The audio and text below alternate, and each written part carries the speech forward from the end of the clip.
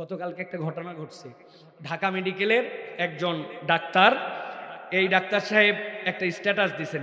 তিনি স্ট্যাটাসে লিখছেন, একটা ছেলে বয়স 8.5 বছর, ডাক্তার মীর মোশাররফ হোসাইন ওনার নাম। বলছেন এক বাপ তার ছেলেকে নিয়ে আসছে, নিয়ে আসার পরে বলছে রক্ত পরীক্ষা করা লাগবে। তো ওই ছেলে কোনোভাবেই রক্ত দিবে না, 8 বছর বয়স, ভয় পাইছে, রক্ত দিতে অনেকে ভয় পায়। তখন তার বাপ বলছে, ভয় পেলে তুমি হাদি হবে কিভাবে? ওই ছেলে সাথে সাথে হাত বের করে দিয়ে বলছে, ডাক্তার সাহেব আমার রক্ত নেন। এটা হাদির সফলতা। আল্লাহ শাহাদতের মর্যাদাটাকু এইভাবে আল্লাহ কবুল করছেন যে আমার তরুণেরা হাদি হতে চায়, এক শ্রেণী হাদির স্বপ্নকে ভুলাই দিতে চায়। আমরা স্পষ্ট কণ্ঠে বলতে চাই, প্রত্যেক এই প্রজন্মের ইমানদারের হৃদয়ের মধ্যে হাদি ঢুকছে। আমরা ওই হাদির চেতনাকে লালন করব ইনশাআল্লাহ। রাজি তো ইনশাআল্লাহ? আপনাদের বাচ্চাদের নাম হাদি রাখা শুরু করেন, নাতির নাম হাদি রাখেন, এক প্রজন্মকে হাদি বানায় ফেলেন, আল্লাহ যেন কবুল করে। শহীদদের চেতনা মুছে ফেলা যায় না, যদি মুছে ফেলা যেত তাহলে হামজা রাদিয়াল্লাহু তাআলার নাম মানুষ জানতো না, ঠিক কি না? অথবা আল্লাহ রাব্বুল আমিন যেন কবুল করেন, বল আল্লাহুম্মা আমিন। আল্লাহুম্মা সাল্লি আলা মুহাম্মাদ ওয়া আলা আলি মুহাম্মাদ কামা সাল্লাইতা আলা ইব্রাহিম ওয়া আলা আলি ইব্রাহিম ইন্নাকা হামিদুম মাজিদ। اللهم بارك على محمد وعلى آل محمد كما باركت على إبراهيم وعلى آل إبراهيم إنك حميد مجيد। الحمد لله। আজকের এই আমাদের রাজধানী ঢাকার পাশেই আমাদের এই গাজীপুরের গার্মেন্টস শ্রমিক কল্যাণ পরিষদের উদ্যোগে আয়োজিত আজকের এই 16তম বাৎসরিক ওয়াজ মাহফিল এবং দোয়ার সম্মানিত সভাপতি, যিনি মুহতামিম এবং শাইখুল হাদিস হিসাবে দায়িত্ব পালন করছেন, শত আলেমের উস্তাদ, জামিয়া উসমানিয়া দারুল উলুম 27-এর সম্মানিত মুহতামিম মুফতি আবু বকর কাসেমি দামাত বারাকাতুহুল আলিয়া। আজকের মাহফিল পরিচালনা করছেন অত্র এলাকার আরেক তরুণ আলেমে দ্বীন, তরুণ উদ্যোক্তা, যার অজস্র হাফেজে কোরআনদের যিনি উস্তাদ হাফেজ মাওলানা মুফতি নাসিরউদ্দিন আশরাফি সাহেব। এই মাহফিলে কথা বলেছেন মাওলানা মুফতি মুহিবুল্লাহ ভাই, কথা বললেন কিছুক্ষণ পূর্বেই হাফেজ কারি আবু তালহা বিন মিজান। মঞ্চ উপবিষ্ট আছেন বিভিন্ন পর্যায়ের ওলামায়ে হযরত, ফুজালায়ে এজাম, গাজীপুরের বিভিন্ন মসজিদের সম্মানিত আইম্মায়ে মাসাজিদ, সম্মানিত খতিব ভাইয়েরা, আমার সামনে উপবিষ্ট সম্মানিত মুরব্বিয়ানে কেরাম, আমার প্রিয় তরুণ যুবকেরা, আমার সম্মানিত বিভিন্ন পর্যায়ের গার্মেন্টসের বিভিন্ন সেক্টরের দায়িত্বশীল আমার ভাইয়েরা, তরুণ যুবকেরা, স্নেহের ছোটরা, আশপাশের মাদ্রাসার সম্মানিত কচিকাচা ছোট্ট ছোট্ট বাচ্চারা, আলাদা জায়গা থেকে শুনছেন মা এবং বোনেরা, মাইকের শব্দ যাচ্ছে, যেই সকল মায়েদের কণ্ঠে সকলকে একবার সালাম দিয়েছি, আরও একবার আপনাদের কাছে দোয়া পাওয়া এবং করার আশায় সালাম নিবেদন করছি। আসসালামু আলাইকুম ওয়া রাহমাতুল্লাহ। আমার ভাইয়েরা ভালো আছেন? আপনারা সবাই ভালো আছেন? আলহামদুলিল্লাহ। প্রিয় ভাইয়েরা, আল্লাহ রাব্বুল আমিন আমাদেরকেও ভালো রেখে আপনাদের মাঝে হাজির করেছেন। সম্ভবত এই বছরে ঢাকাতে আমাদের গতদিন এবং আজকে সবচেয়ে বেশি শীত, ঠিক না ভাই? আমরা এক বড় ঝামেলায় আছি। ঝামেলা হচ্ছে, আমাদের যখন শীত থাকে না তখন মানুষজন বলে শীতই নাই, কিন্তু যেই শীত আসে একদিনের মধ্যে মানুষ অস্থির হয়ে যায়, ঠিক না ভাই? শীতকালে যে শীত হবে এটাই তো শীতের সৌন্দর্য, তাই না ভাই? গরমে যে গরম হবে এটাই তো গরমের সৌন্দর্য। এই শৃঙ্খলা নাই জন্যই আমাদের দেখবেন সব এলোমেলো হয়ে গেছে। ঢাকা শহরের লোক এই বছরে যে পরিমাণ কাশতেছে, যে পরিমাণ এই বছরে মানুষের বক্ষ ব্যাধি, এইটা মনে হয় বাংলাদেশ সৃষ্টি হওয়ার পরে হয় নাই। এর কারণ কি ভাই? এর কারণ হচ্ছে আবহাওয়ার তারতম্য। এইগুলো আমরা আমাদের চেক অ্যান্ড ব্যালেন্স নষ্ট করে ফেলছি। এই জন্য আজকে এই রকম শীত ও স্নাত রাতে, আপনারা জুমার রাতে যারা এখানে কোরআন শোনার জন্য আসছেন আপনাদেরকে আন্তরিকভাবে মুবারকবাদ জানাচ্ছি যে আল্লাহ রাব্বুল আলামিনের এই কোরআনের আহ্বান সকলের কাছেই গিয়েছিল, কিন্তু সব মানুষ কোরআন শোনার জন্য আসতে পারছে ভাই? আপনাদের কি ধারণা ভাই, গাজী মানে এই মহল্লার যদি পুরুষ সবাই চলে আসে আমরা জায়গা দিতে পারবো ভাই? কিন্তু সবাই কিন্তু আসতেও পারে না, সবার কিন্তু আকর্ষণও নাই। কিন্তু বহু লোক আপনি দেখতে পাবেন রাস্তাঘাটে ঘুরতেছে, মোবাইল ঠেলতেছে, বিড়ি ফুঁকতেছে, আসেনি ভাই? আবার মাহফিল উপলক্ষে যেগুলা চটপটির দোকান আসছে এইগুলাতেও পর্যাপ্ত ভিড় আছে, মেলাতেও আছে, ঘোরাতেও আছে, শুধু একটা কাজে নাই, ওরা ওয়াজ মাহফিলে আসে নাই। আপনারা বিয়ে খাইছেন কারা কারা জীবনে ভাই? একবার হাত তুলেন তো, বিয়ে খাইছি যারা।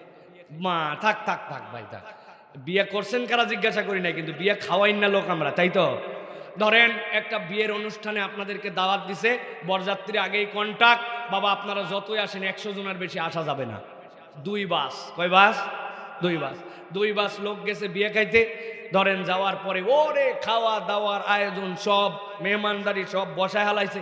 এখন খানিকক্ষণ পর মহিলার পক্ষের লোকের খুশ করে, কিরে সব বুঝলাম, গেট ধরার জন্য বর খুঁজে পাওয়া গেল না, সব বস্তির মধ্যে বর দেখা যাচ্ছে না, লোকজন 1 2 জন করতে করতে শেষে মনে করছে হয়তো পরে গাড়ি আসবে, আগে বাসের লোক চলে আসছে। পরে একজন জিজ্ঞাসা করছে ভাই বর কই?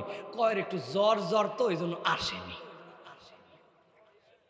বরের জ্বর এই জন্য আসে নাই। 2 বাস লোক চলে আসছে, বুঝেন তো ভাই এই বরযাত্রীদের অবস্থাটা কিসকে হিসাব বেকায়দা হবে। এখন আপনারা এই যে ঘুরলেন ফিরলেন, বাজার করলেন, চটপটি খাইলেন, আনন্দ ফুর্তি মারলেন, সব করলেন, খালি যেই জন্য মাহফিল আয়োজন হলো ওই মাহফিলটাই খালি আসলেন না, তেমন তো কোনো সমস্যা নেই। তেমন সমস্যা আছে ভাই?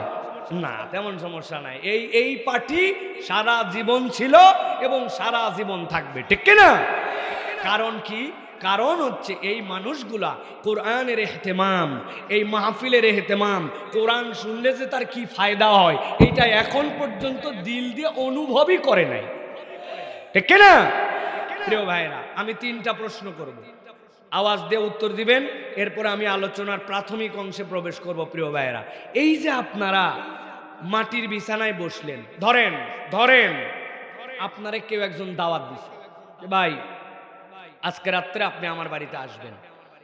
সুন্দর করে আপনি পোশাক পরে গেছেন, যাইয়ে দেখেন ওর বাড়িতে বসার জন্য কোনো চেয়ার নাই, কোনো টেবিল নাই, কোনো সোফা নাই, কোনো বেঞ্চি নাই, কোনো চৌকি নাই। বলো ভাই দাওয়াত দিছেন, বসবো কই? কই যে নিচে দেখতেছেন না সিমেন্টের বস্তা পারা আছে, ওই সিমেন্টের বস্তায় বসে। আপনি বলবেন হায় হায় আমারে ডাইকে নিয়ে এসে তুমি সিমেন্টের বস্তায় আমারে বসাও, আমার পজিশন যাই হোক, কিন্তু তুমি দাওয়াত দিয়ে মেহমান নিয়ে আসা তুমি আমার সিমেন্টের বস্তায় বসাইছো। ভাই আজকে না হয় বেকায়দায় এসে পড়ছি, কিন্তু আমি ওসিয়ত করে যাব 3 প্রজন্ম, আমি, আমার বেটা, তার বেটা কোনোদিন তোর বাড়িতে যেন মুখ না দেখায়। কথা ঠিক কিনা? যারা ঠিক বলছেন আওয়াজ করে, তারা এবার নিচের দিকে একটু তাকায় দেখেন যে আপনি এশার নামাজ পড়ে সুন্দর জামা কাপড় পরে এই মাহফিলের উদ্দেশ্যে চলে আসছেন, এই কাপড় আর এই জায়গায় আপনি কোনো জায়গায় বসতেন না, এটা একমাত্র বসছেন কোরআনের মহাব্বতে, নিচে একবার তাকানো নাই, আসছেন আর বসে গেছেন, ঠিক কিনা? প্রিয় ভাইরা, এই মানুষগুলার কাছে জিজ্ঞাসা করতে চাই, বলেন তো এই যে কোরআন শুনতে আসলাম এটাতে আমাদের লাভ আছে না নাই? যেই লাভ আছে বললেন এটা কি কম না বেশি? যেই লাভ আছে বলছেন, যেই লাভ বেশি বলছেন, এই লাভ যে বেশি বললেন আর আছে বললেন এটা কি বুঝে না না বুঝে? যে কোনো একজনকে দাঁড় করাবো এখন যে ভাই আপনি কি বুঝছেন যে আপনি যে বেশি বলছেন, আছে বলছেন আর বুঝ, ওই দেখেন মাথা নামাই ফেলছে, হুজুর আমি তো কই নাই, ও আগেই মাথা নামাই ফেলছে। প্রিয় ভাইয়েরা, আমি আপনার কাছে এটা ধরার জন্য নয়, আপনার কনসেন্ট্রেশনের জন্য আপনাকে বলছি প্রিয় ভাইয়েরা, আমাদের একটু বুঝে নিতে হবে যে এই কোরআনের আয়োজন এই গার্মেন্টস শ্রমিকরা যে করলো, লাখ লাখ টাকা খরচ করলো, আপনি আপনার সময় ব্যয় করে এখানে যে ওয়াকফ করে বসে পড়লেন, আর যারা আসতে পারলো না, আসলে আমরা জানি না যে কোরআন আমাদেরকে মৌলিক কি উপকার দেয়। আমি আপনার কাছে পরিষ্কার ভাষায় বলতে চাই, যারা কোরআনের আয়োজনে আসে, কোরআন শোনে, কোরআন মৌলিকভাবে তাদেরকে 4টা বেনিফিট দেয়। আওয়াজ করে বলেন কয়টা? কয়টা? আল্লাহ রাব্বুল আলামিন বলছেন, ও আমার হাবিব, আপনি কিয়ামত পর্যন্ত মানুষের জন্য জানায় দেন এই কোরআন, যেই কোরআন শোনার জন্য মানুষ আসলো, কোরআন তাদেরকে কি বেনিফিট দেয়। আল্লাহ বলছেন, কুলিয়া আইয়ুহান নাস, হে নবী আপনি বলেন দুনিয়ার যত মানুষ আছে, আইয়ুহান নাস কদ জাআতকুম মাউইযাতুম মির রাব্বিকুম, আল্লাহর পক্ষ থেকে তোমাদের কাছে একটা মাউইযা আসছে, আল্লাহর পক্ষ থেকে তোমাদের কাছে একটা ওয়াজ আসছে, আল্লাহর পক্ষ থেকে, আমি আমার ভাষায় বোঝানোর জন্য বলি, আল্লাহর পক্ষ থেকে আপনার কাছে একটা প্রেসক্রিপশন আসছে। দুনিয়ার মানুষ যারা জীবনে একবার ডাক্তার দেখাইছেন, এরকম ডাক্তার যেইটা হাতুড়ে কোনো ডাক্তার নয়, ডিসপেন্সারিওয়ালার ওষুধ নয়, বরং একজন ডেডিকেটেড ডাক্তার যার ডিগ্রি আছে, ওরকম ডাক্তার যারা দেখায় ওষুধ খাইছেন, ওই ডাক্তার মুখে মুখে ওষুধ দেয় না, ওই ডাক্তার একটা প্রেসক্রিপশনে লিখে ওষুধ দেয়, ঠিক কিনা? আপনি যদি ভালো করে খেয়াল করেন, গভীর মনোযোগে আমার দিকে তাকান, একটা প্রেসক্রিপশনের 3টা পার্ট থাকে, বহু জায়গায় আমি বলেছি, কিন্তু আমরা খেয়াল করে দেখি না। প্রেসক্রিপশনের উপরে দেখবেন একটা দাগ দেওয়া থাকে অথবা একটা ভাঁজ দেওয়া থাকে, আর প্রেসক্রিপশনের বাম পাশে একটা দাগ অথবা ভাঁজ দেওয়া থাকে। উপরে ডাক্তারের নাম থাকে বাংলা ইংরেজিতে, এরপরে ডাক্তার কি কি বার দেখে, কোথায় চেম্বার, ঠিকানা দেওয়া থাকে, এরপরে রুগীর নাম, রুগীর বয়স, রুগীর ছেলে না মেয়ে, রুগীর ওজন কত, এইটা এই মাথার মধ্যে দিয়ে লেখা থাকে। আপনি ডাক্তারের কাছে চলে গেছেন, তাকায় দেখেন আপনার প্রেসক্রিপশনের দিকে পেটের বেমার নিয়ে গেছেন, ডাক্তার জিজ্ঞাসা করছে কতদিন ধরে পেট ব্যথা, সকালবেলা খাওয়ার আগে হয় না পরে হয়, বাথরুমের অবস্থা কি, পেটের জায়গায় চাপ দিলে আপনার লাগে কিনা জিজ্ঞাসা করে। আর ডাক্তার কি যেন ছোট ছোট করে লেখে, অনেকক্ষণ পর জিজ্ঞাসা করছে ডায়াবেটিস আছে নাকি, আপনি বলছেন আছে অথবা নাই, সেটাও একটু লিখে রাখছে। এরপরে বলছে হাতটা লম্বা করেন, হাত যেই না লম্বা করছেন, আস্তে করে একটা কাপড় পেঁচাই দিয়ে আপনারে ফস ফস ফস ফস ফুলায় তুলছে আপনার হাত। এরপরে কানের মধ্যে দিয়ে চেক করছে আপনার প্রেশার কত, সুন্দর করে আপনাকে বলে নাই কিন্তু বাম পাশে লিখে দিয়েছে। এরপরে আপনার জন্য সুন্দর করে মেডিসিন লিখতে শুরু করেছে। গভীরভাবে খেয়াল করলে, যদি নাও করে থাকেন, আজকে যে পরীক্ষা করে দেখবেন, আপনার জন্য যখন ওষুধ লেখে 4টা জিনিস ডাক্তার লিখে দেয়। ওষুধের নাম কি, ওষুধের পাওয়ার কত, ওষুধটা খাবার আগে খাবেন না পরে খাবেন, আর কতদিন পর্যন্ত এই ওষুধের কোর্স আপনার চলবে।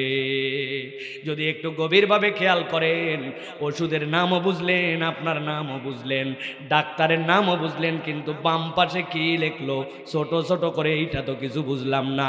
মূলত ডাক্তার যদি ভালো হয়, ডেডিকেটেড ডাক্তার হয়, তাহলে ওই ডাক্তার বাম পাশে লিখেছে আপনার যে রোগগুলো সে আইডেন্টিফাই করেছে, যেইটা সে আপনার এই জীবন বৃত্তান্ত শুনে মনে করেছে আপনার এই রোগ, ওই রোগগুলা বাম পাশে ছোট ছোট করে সে লেখে ডান পাশে ঔষধ দিয়েছে। আল্লাহ বলছেন, ইয়া আইয়ুহান নাস কদ জাআতকুম মাউইযাতুম মির রাব্বিকুম, আল্লাহর পক্ষ থেকে তোমাদের কাছে এরকম একটা প্রেসক্রিপশন আসছে, মাউইযা আসছে, কিয়ামত পর্যন্ত মানুষের জন্য যা লাগবে রব্বুল আলামিন ওই কোরআনের মধ্যে উপদেশ হিসাবে তাই ঢুকায়া দিছে। এখন কোন একজন লোক যদি এই ওয়াজ শুনে বলে, হুজুর আমার বহুদিনের 2টা সমস্যা আছে, সমাধান করে দিয়ে যান, কোরআন যদি প্রেসক্রিপশন হয়। আমার একটা সমস্যা হচ্ছে, কাউকে বলতে পারি না, কিন্তু কোমরের এখানে একটা চুলকানি আছে, গোপন চুলকানি আছে না অনেকের, হায় রে চুলকানি, চুলকায় রাজা, চুলকায় রানী, চুলকায় বাড়ির চাকরানি, আছে না, কাউরে বলতে পারে না, কিন্তু হুজুর এই চুলকানি ভালো হয় না, আর আমার ঘাড়ের একটা ব্যথা আছে, এইটার ওষুধ দিয়ে যান। কোরআন যদি প্রেসক্রিপশন হয়, এইটা প্রেসক্রিপশনটা কেমন, এইটাও আপনাকে বুঝে নিতে হবে। গবেষণা করলে এই ট্রিটমেন্ট পাওয়া যেতে পারে, কিন্তু আল্লাহ বলছেন কোরআন আসলে কোথায় কাজ করবে। কদ জাআতকুম মাউইযাতুম মির রাব্বিকুম ওয়া শিফাউল লিমা ফিস সুদুরি ওয়া হুদাও ওয়া রাহমাতুল লিল মুমিনিন।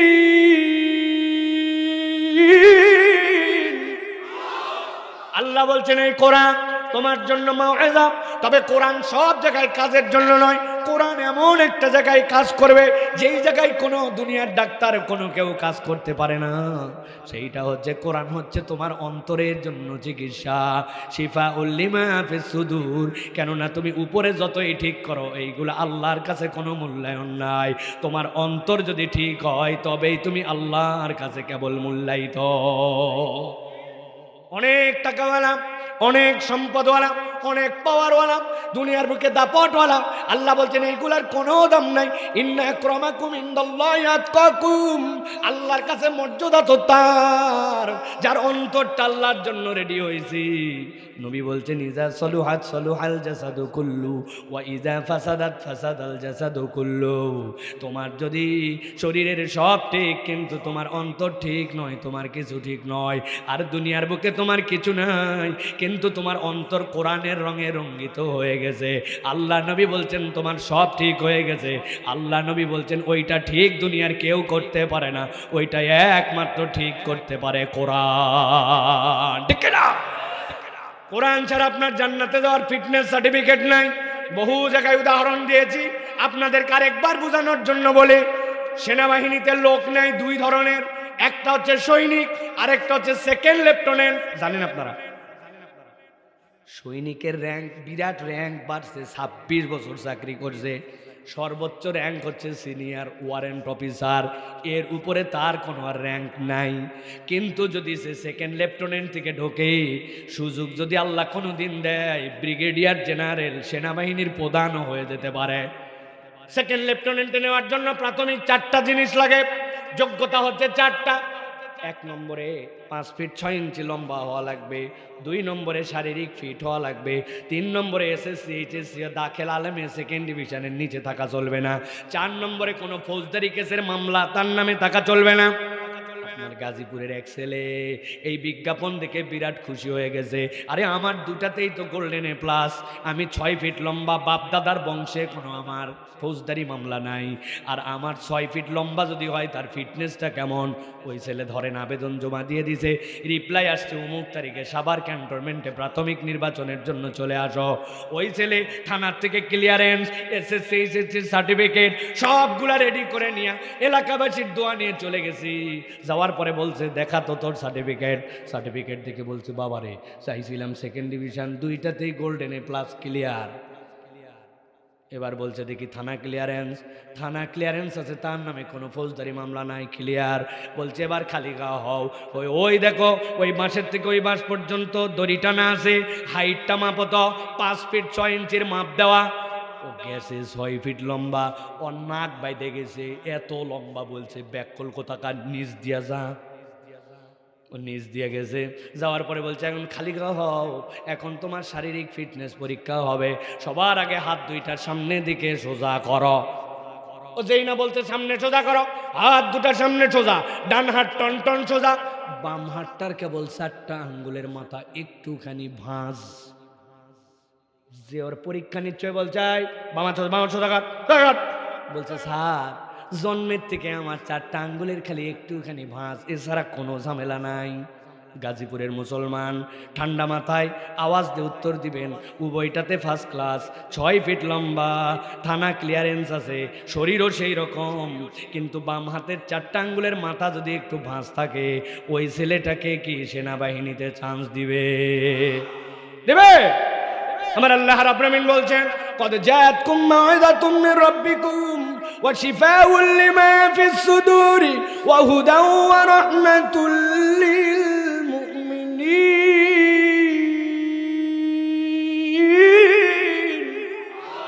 ও দুনিয়ার মানুষ, তোমার বাড়ি, তোমার গাড়ি, তোমার নারী, তোমার টাকা, তোমার পয়সা, তোমার ফাপড়, তোমার ফুটানি যাই হোক না কেন, কোরআন দিয়ে যদি তোমার জীবন না পরিবর্তন হয়, আল্লাহর কাছে তোমার ফিটনেস সার্টিফিকেট হয় নাই। এই জন্য কোরআন ছাড়া বান্দার অন্তর কেউ পরিবর্তন করতে পারে না। 3 নম্বরে আল্লাহ বলছেন এই কোরআন তোমার জন্য হুদা। হুদা মানে কি?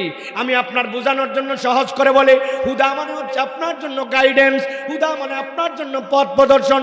আরো সহজ করে বলি, ওই যে আপনি এখন ফ্লাইওভার হয়ে গেছে আমাদের উপর দিয়ে যায়, বিভিন্ন রাস্তাঘাটে চলার সময় দেখবেন বড় বড় সাইনবোর্ড দেওয়া আছে, সামনে যাওয়ার পরে ধীরে চলুন, সামনে বাজার, ডাইনে মোড়, সামনে আপনার সরু রাস্তা, মোটা রাস্তা, বিভিন্ন ধরনের সাইনবোর্ডের মধ্যে লেখা থাকে কখনো না পৌঁছানোর থেকে ধীরে ধীরে বাড়িতে পৌঁছানো ভালো। এরকম সাইনবোর্ড দেখছেন নাকি ভাই? কথা বললেন না, দেখছেন? আপনি যখন রাত্রেবেলা চলতেছেন, চলার সময় আপনার হেডলাইট যেই না ওইটার পরে পরে সাথে সাথে ওই সাইনবোর্ডগুলো জল করে জ্বলে ওঠে, ঠিক না? কিন্তু আপনার কি মনে হয় দিনের বেলার মধ্যে চার্জ দেয়? ওর মধ্যে কি কোনো লাইট লাগানো আছে? না।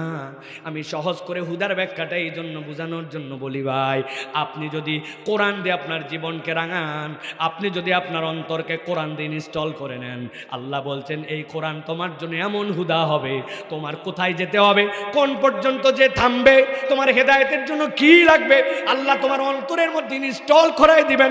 বান্দার যা লাগবে ওই কোরআন তার জন্য হেদায়েতের বাণী হয়ে যাবে। বান্দা বুঝবে না, কিন্তু এই কোরআন তার জন্য এমন ভাবে আল্লাহর সামনে তাকে উপস্থাপন করবে, শয়তানের বিপক্ষে তার জন্য বর্ম হয়ে দাঁড়ায় যাবে। আল্লাহ বলছেন কোরআন ছাড়া তোমার জন্য এই হেদায়েত আর কেউ দিতে পারে না। 4 নম্বরে আল্লাহ বলছেন রাহমাতুল লিল মুমিনিন, এই কোরআন হচ্ছে মুমিনদের জন্য রহমত। কেমন রহমত? তার কবরে, তার মিজানে, তার হাসরে যখন কেউ থাকবে না, আল্লাহ বলতেছেন আমি এই কোরআনকে আল্লাহ কৌশল করে আল্লাহর সাথে ঝগড়া করতে লাগাই দিবেন। সুবহানাল্লাহ বলবেন না? আল্লাহর সাথে কেউ ঝগড়া করতে পারে? কিন্তু আল্লাহ বলবেন যে এই কোরআন, তুমি হচ্ছে সাহেবুল কোরআনের পক্ষে আমার সাথে লড়ো। কেন? কোরআন মাখলুক নয়, কোরআন কালামুল্লাহ, আল্লাহর কালাম। এই জন্য আল্লাহর কালাম হিসেবে আল্লাহ তাকে পাওয়ার দিবেন, যেহেতু আল্লাহর অংশ সে। আল্লাহ বলবেন ঝগড়া কর, ওই বলবে আল্লাহ ও পুরা কোরআনের হাফেজ ছিল না তাই কি, ও তো ইন্না আতাইনার হাফেজ ছিল, এটাও তো তোমার কালাম, কম হোক এটাও কালাম, সুতরাং তোমার কালাম জাহান্নামে যেতে পারে না, আমি সাহেবুল কোরআন হিসেবে ইন্না আতাইনা আলাকে জাহান্নামে যেতে দিব না। আল্লাহ বলবেন ঠিক আছে, যা, ওরে নিয়ে জান্নাতে যা। রহমাতুল লিল মুমিনিন, ইমানদারদের জন্য এই কোরআন রহমত। তাহলে এবার বলেন কোরআন শুনলে লাভ আছে না নাই? কম না বেশি? বুঝে না বুঝে? এখন যদি কাউরে ধরতে চাই বলেন, দেখবেন উনি টন টন করে বুক টান করে দাঁড়ায় গেছে, হুজুর দলিল আছে, ঠিক না? এই জন্য বুঝে সুঝে কথা শোনা লাগবে। খালি হাকাও আসলাম আর গেলাম, শুনলাম আর চলে গেলাম, এ ওয়াজ শুনে আমাদের বেশি দিন আর লাভ নাই। এই জন্য বুঝে সুঝে ওয়াজ শোনা লাগবে। আপনারা আছেন তো ভাইরা? আছেন তো? আচ্ছা, আমাদের যে ভাইরা দাঁড়ায় আছে তারা যদি ভিতরে চলে আসে বসে যায়, আপনারা রাগ করবেন ভাই? হ্যাঁ? অথবা চলে যায়, যে কোনো একটা, হয় এসে বসে যায়, না হলে চলে যায়, যে কোনো। দেখা যাক আল্লাহর কোরআনের প্রতি মহব্বত করে কারা কারা চলে আসতে পারে, কারা জুতার মায়া ত্যাগ করতে পারে। আমি বুঝি এখনকার ছেলেদের সমস্যা বুঝি, কেটস পরে তো এরে ফিতা খোলা লাগে, বহু ঝামেলা। ভাই আমিও তো কেটস পরে আইছি রে ভাই, এরে তো কেটস আছে বহুত মানুষের। তাহলে আপনি একটু আসলে সমস্যা কই রে ভাই? এ তো প্রতিদিন না, বছরে একদিন মাহফিল শোনা যাচ্ছে বিরাট 15তম, কিন্তু 15 বছরে 15 দিন, ঠিক কিনা? তাহলে আসেন আল্লাহ রাব্বুল আলামিনের জন্য কারা কারা আসে আজকে আমরা একটু প্রমাণ নিতে চাই ইনশাআল্লাহ। রেডি আছেন তো আপনারা? আপনারা আছেন তো ইনশাআল্লাহ? আমরা কথা বলবো ইনশাআল্লাহ আপনাদের জন্য। যারা যারা আছেন তারা দুটো হাত একটু উঁচু করে তোলেন দেখি। থামেন থামেন থামেন থামেন, হাত সোজা নামান, হাত নামান। এই চাদরের মধ্যে থেকে হাত সোজা করলে হবে। অনেককে বলছে হাত সোজা করে, এ কি হাত সোজা রে ভাই? হাত তো আপনার চাদর থেকে বাইর করে দিতে হবে, বাইর করে দিয়া একবার হিম্মত করে হাত দুটা তুলতে হবে। পারবেন ইনশাআল্লাহ? দেখে হাত সোজা করেন, টান টান করে তোলেন। হ্যাঁ, এবার আরেকবার হাত নামাতে হবে। এবার খালি তুলবো না, এবার তুলে ডানে বামে একটু তাকায় চেক করে নিব যে কারা কারা তুলতে পারে নাই। ঠিক আছে না ভাই? আর যারা যারা দাঁড়ায় আছেন, আপনার যদি একটু বসতেন রে ভাই, আহারে আপনি যে কি দোয়া করতাম আপনি টের পাইতেন। একবারে কলিজাটা ভরে আপনার জন্য দোয়া করবো ইনশাল্লাহ। আসেন, আপনি প্রয়োজনের সামনে আসেন, আপনি একবারে স্টেজে নিব আপনার প্রয়োজনে। আসেন আসেন প্রিয় ভাইরা, আল্লাহ কবুল করবে ইনশাল্লাহ। বেশিক্ষণ কথা বলবো না, তবে আমি অল্প কথা বললেও আমার 1 ঘন্টা মানে বাকি বক্তাদের 1.5 থেকে 2 ঘন্টা, কারণ আমার অনেক কিছু জানা নাই। গজল জানি না, খানিকক্ষণ গরম মারা, খানিকক্ষণ নরম মারা, খানিকক্ষণ কান্দানা হাসানা, এইগুলো আমার জানা নাই। জানলে এগুলো করতাম, এটা আমার দুর্বলতা। এই জন্য আমি যা বলবো টন টন করে একটা সাবজেক্টে কথা বলবো, চলে যাব ইনশাআল্লাহ। দেখি এবার কারা কারা আছেন 2 হাত টান টান করে সোজা করেন। হাত সোজা হয়েছে? হ্যাঁ, এবার একটু নড়াচড়া দেন, হাতটা নড়াচড়া দেন, মাশাআল্লাহ, জোরে জোরে জোরে জোরে। এবার হাতটা সোজা করেন, এরকম করে সোজা সোজা। এবার পিছনে একটু টানা দেন, কোমর কোমরে কোমরে সোজা করেন, এবার সোজা। এবার একটু সামনে দেন, এবার একটু সোজা করেন, আবার এবার একটু ডাইনে দেন, মাশাআল্লাহ। এবার একটু বামে দেন, দিছেন। এবার হাতটা সোজা করেন, দুই হাত। এই ভাই, তোমার বাম হাত কি হয়েছে? গেটের মধ্যে ওই যে খাকি কালার কি তোমার? হ্যাঁ, ভিতরে সব গেটের সামনে দাঁড়ান, আচ্ছা ভিতরে যাও। আর সোজা করেন, সোজা করছেন। এবার জোরে জোরে নাড়া দেন, জোরে জোরে, হ্যাঁ জোরে জোরে। একজনের সাথে সাথে আরেকজন লাগা লাগবে তো, হ্যাঁ। এবার হাত সোজা করেন, এরকম সোজা করে গলাটা পরিষ্কার দেন। আরে সামনের লোকটা একটি পেছনে, হাত সোজা হয়েছে এবার। হ্যাঁ, এবার বুক বরাবর নেন, এই বরাবর। এইবার আমরা একটা খেলা দেখাবো ইনশাআল্লাহ। সেটা হচ্ছে এই মাঠের ইতিহাসে এইরকম আল্লাহ রাব্বুল আলামিনের জন্য বলিষ্ঠ তাকবীর হয় নাই, এরকম একটা তাকবীর আমরা আজকে দিয়ে জানান দিতে চাই। রাজি আছেন ইনশাআল্লাহ? যারা আজকের তাকবীরে শরীক হতে পারবে না, তারা টের পাবে ইনশাআল্লাহ যে এই আল্লাহু আকবারের সাথে শরীক না হতে পারা এটা একটা ব্যর্থতা, ঠিক কি না? আমাদেরকে অনেকে এবার আমাদেরকে ওয়াজ করে, কি ওয়াজ করে জানেন? কই হুজুর এত দূরে দূরে মাইক দিছেন, দূরের থেকে শুনলে সমস্যা কোথায়? ঠিক না ভাই? আমি বললাম, তোমার এই মাইকে ওয়াজ শোনার দরকারটাকে, আয়োজন দরকার কি? ইউটিউবে তো কয়েকশো ওয়াজ আছে, তুই ইউটিউব শুন, তাহলেই তো হয়। না না, ঠিক না, এটা দলিল হয় নাই, এটা বুঝানোর জন্য বললাম। দলিল উল্টাটা। দলিল হচ্ছে প্রিয় ভাইরা, এই যে মোবাইল, এই মোবাইল আমরা দুইভাবে ইন্টারনেট ব্যবহার করি। কয়ভাবে? ওই মুরব্বী চাচা হহ করতেছেন কি আপনি? আপনি আপনি ইন্টারনেটের কি বুঝছেন আন্দাজ? যুবকরা বলো কয়ভাবে ব্যবহার করি ভাই? দুইভাবে। একটা সেলফ ডাটা আর একটা ওয়াইফাই ডাটা, ঠিক না ভাই? এখন ওয়াইফাই ডাটা যার, তার বাড়িতে একটা রাউটার আছে, ঠিক না? ওই রাউটারের পাসওয়ার্ড আছে, আপনার একটা স্মার্টফোন আছে, আপনার ওই স্মার্টফোনের সাথে আপনার রাউটারের কানেকশন আছে, আপনি পাসওয়ার্ড অন করছেন, রাউটারে কানেকশন আছে, আপনি ইন্টারনেট ব্যবহার করবেন, ঠিক কিনা?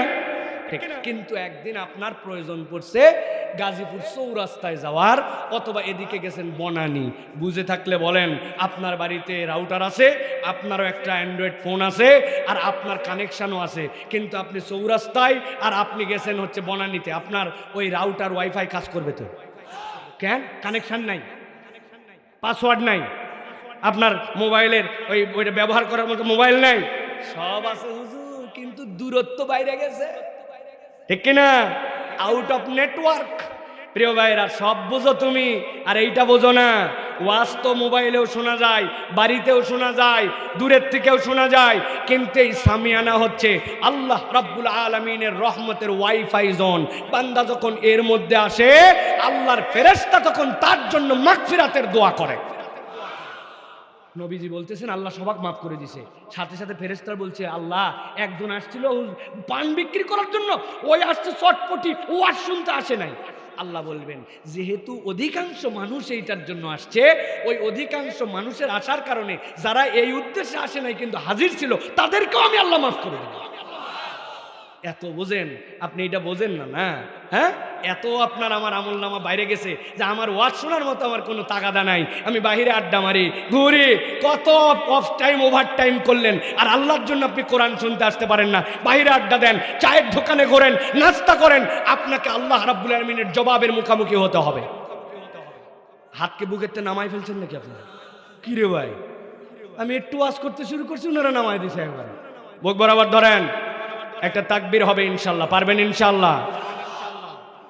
আজকের তাকবীর এমন তাকবীর, যেই তাকবীরের মতো আগেও দেই নাই, পরে দিতে পারবো কিনা জানি না, ফাটাফাটি একটা তাকবীর দিতে হবে। পারবেন ইনশাল্লাহ? যারা পারবেন তারা বলেন আল্লাহুম্মা আমিন। আর হাজার পাম্পট্টি দেওয়ার পরেও যারা পারবেন না তারা বলেন আল্লাহুম্মা আমিন। ও বাবা, দুই দিকেই লোক আছে, বুঝলাম না। পারবেন ইনশাল্লাহ? বুক বরাবর হাত। আমি যখন বলবো লিল্লাহে তাকবীর, তখন আসমানের দিকে হাত ছুড়ে দিয়ে বলতে হবে আল্লাহু আকবার। পারবেন ইনশাল্লাহ? রেডি সবাই? আওয়াজ আসতে না জোরে, গলায় যা শক্তি আছে সব শক্তি দিয়ে একটা তাকবীর। আশপাশের মুসলমান টের পাবে ইনশাল্লাহ যে আজকে এখানে বাঘের মতো হিম্মতওয়ালা কতগুলা মুসলমান মর্দে মুমিন আসছে। রেডি সবাই? মুরব্বীরা রেডি? যুবকেরা রেডি? দেখে তাকবীর দেন, লিল্লাহে তাকবীর, লিল্লাহে তাকবীর। আল কোরআনের আলো, আল হাদিসের আলো, তোমার নেতা আমার নেতা তোমার নেতা আমার নেতা আলেম ওলামা যেখানে, আল্লাহর আইন যেখানে, কোরআন সুন্নাহ যেখানে, গান বাজনা যেখানে, হারাম অন্যায় যেখানে, লিল্লাহি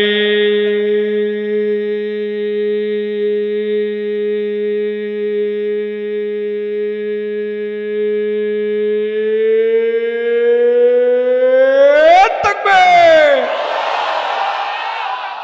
মাশাআল্লাহ, আলহামদুলিল্লাহ বলেন। শয়তান আছে গাজীপুর পার, ঠিক কিনা? কারণ আল্লাহু আকবার এটা বলে দিতে চাই, আল্লাহু আকবারের স্লোগান কোনো দলীয় স্লোগান নয়, কোনো পার্টির স্লোগান নয়, কোনো গোষ্ঠীর স্লোগান নয়। আল্লাহু আকবারের স্লোগান ইমানদারের স্লোগান।